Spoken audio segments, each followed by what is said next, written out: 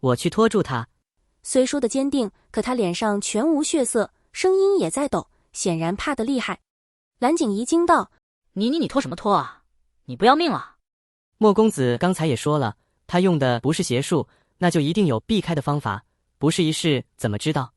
又争了2句，蓝景怡见说他不动，非铁了心，便崩溃的抱头叫道：算了，还是用爆破符吧。待会儿我一炸，咱们立刻冲出去。说着就要去摸袖子里的爆破符。莫玄羽连忙将他按住。停，你着什么急啊？没看见刚才谁家的仙门法器都不管用吗？蓝景怡也说：不试一试怎么知道？他怕自己再不动作，蓝思追就要去单挑夷陵老祖了。莫玄羽叹了口气，另一手也将蓝思追按住，把他抱在胸口的剑慢慢拨下来。你也别去了，回头万一缺胳膊少腿的，我怎么跟你们寒光郡交代？蓝景怡顺口回嘴：你又不是我们蓝家人，而且我们也不是你拉出来的，要交代也算不到你头上。莫玄羽挑眉：哟，还知道不是被我拉出来的？可喜可贺，就算我不是蓝家人，但看在我是你们长辈的份上，都听我的。想起这人前2天还装疯卖傻，如今摇身一变成了伶牙俐齿的长辈，说教起来一套一套的，当真恍如隔世。蓝景怡嘴里嘀咕了几句，并未反驳。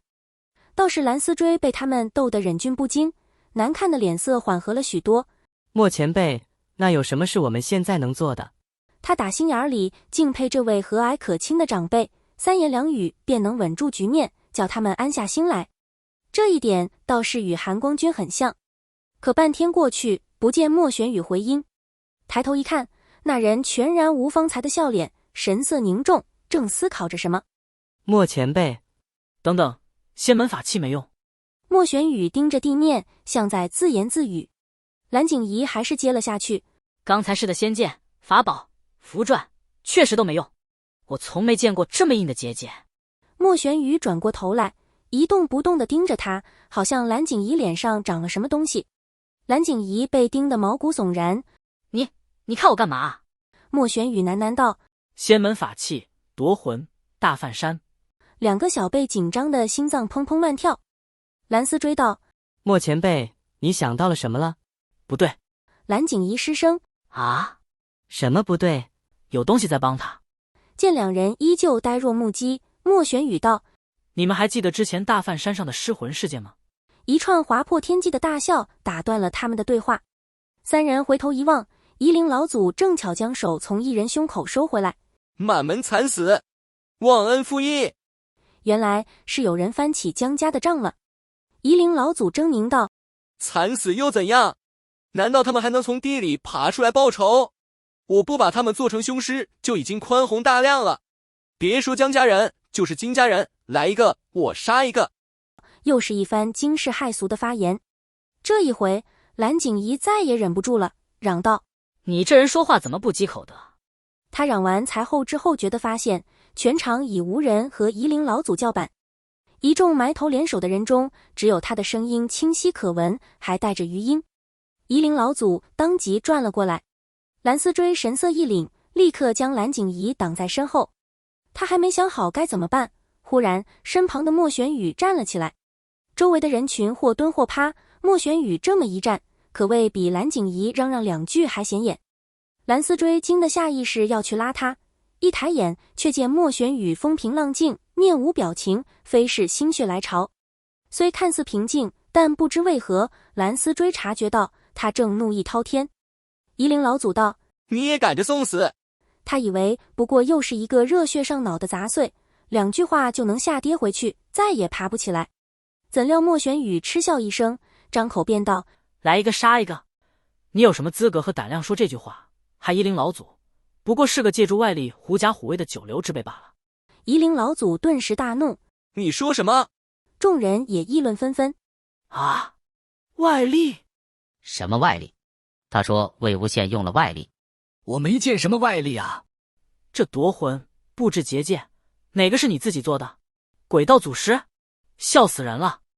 不给对方恼怒或反应的机会，莫玄羽接上下一句：你既是夷陵老祖，吹笛御诗总该会吧？正好我也是鬼修，不如我们来比比谁遇的是更强。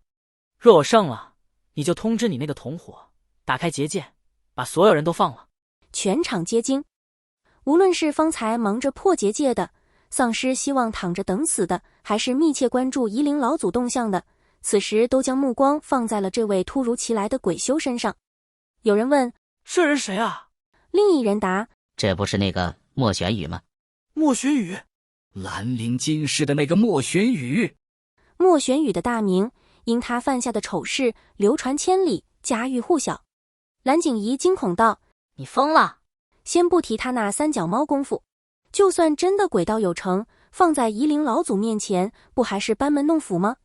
况且现在局势与夷陵老祖完全有利，除非穷极无聊，闲得没事，又怎会轻易受他挑唆呢？本以为他那疯病是装的，不想果然还是疯子，只不过时好时坏罢了。蓝景怡闭目扶额。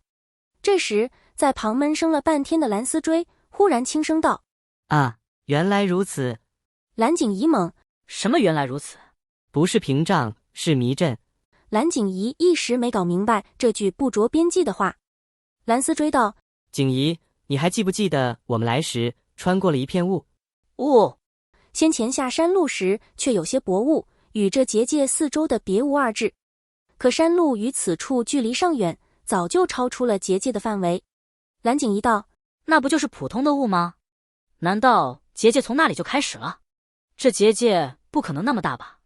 蓝思追摇了摇头：结界没有那么大，但结界的外层，也就是保护着这个结界的东西，是一个迷阵。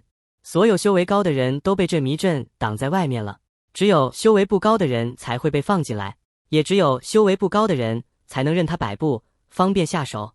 在场500余修士，或修为平平，或灵力低微，或蓝景怡和蓝思追这样的仙门小辈，无一高手。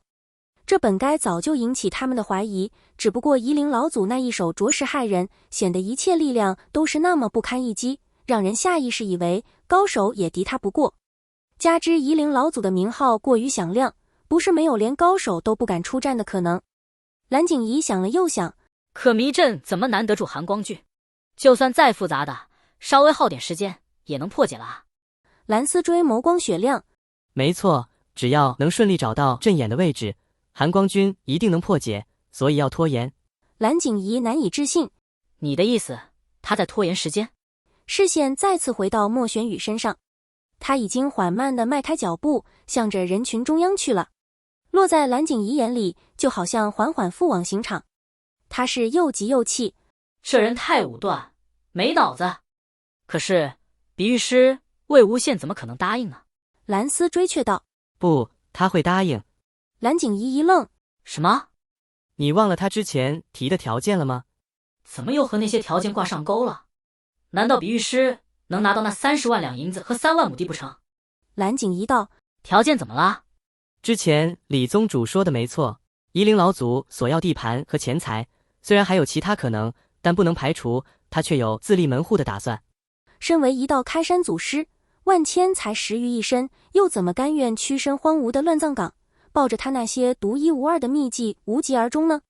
蓝思追继续道：他想要自立门户，在仙门中取得一席之地，说明他不但有野心，还有自尊。如此一来，他便不可能容忍别人在这个关头质疑他的能力，尤其还是同行。哪怕其人再怎么穷凶极恶，只要抓住他有野心和自尊的弱点，当着众人的面揭他的短，叫他下不来台，再立刻抛出一份挑战，他极有可能乖乖上钩。当然，这其中也含赌的成分。谁知道夷陵老祖究竟是不是想自立门户，有没有野心？谁知道夷陵老祖脑子正不正常，情绪稳不稳定，会不会忽然暴起把莫玄羽杀了？谁知道夷陵老祖会不会当即看穿这招激将法？不过蓝思追相信，既然莫玄羽敢行动，就一定有把握成功。联想到之前，他似乎破解了什么。外力究竟为何？大梵山上的失魂事件和这究竟又有什么关系？蓝思追道：眼下只希望莫公子能多撑一刻了，实在不行的时候，景怡明白。实在不行便出手相助，奋力一搏。那厢夷陵老祖在众生哗然以及莫玄羽那3分坦荡3分挑衅，就差把你敢不敢写在脸上的欠揍表情的催促下，高声道：好。他果然答应了。万幸，他的自尊心果然很强。众修士退到边缘，为两人空出一大块场地。鬼修与鬼修的对决，闻所未闻，见所未见，何况其中一方还是传说中的鬼道祖师，很难不吸引人。